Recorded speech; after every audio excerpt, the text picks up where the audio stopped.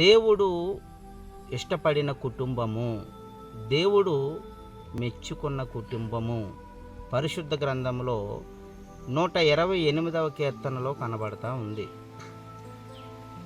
ఈ 128వ కీర్తనలో యెహోవా యందు భయభక్తులు కలిగి ఉండాలని ఆ కీర్తనలో తెలియజేస్తూ ఉంది.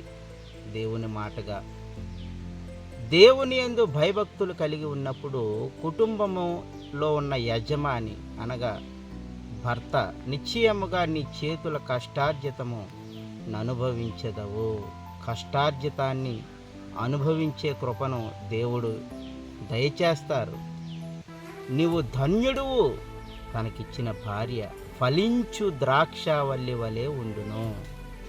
అద్భుతమైన అందమైన జీవితము తన భార్యకు ఉంటుంది. ఫలించే ద్రాక్షావల్లి, ఫలింపు, అద్భుతమైన ఫలింపు తన భార్య జీవితంలో ఉంటుంది.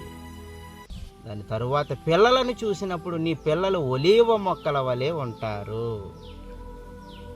దేవుని యందు భయభక్తులు కలిగి ఆశీర్వాదముగా ఉన్న కుటుంబం ఇది. ఎప్పుడైతే నీ జీవితంలో దేవుని యందు భయభక్తులు కలిగి ఉంటావో ఈ దేవుడు మెచ్చుకున్న కుటుంబముగా ఉంటుంది. దేవుడు ఇష్టపడిన కుటుంబంగా ఉంటుంది. దేవుని యందు భయభక్తులు కలిగి ఉన్నప్పుడు గొప్ప ఆశీర్వాదాలు ఆ కుటుంబం మీదకు వస్తాయని ఈ 128వ కీర్తన సెలవిస్తుంది.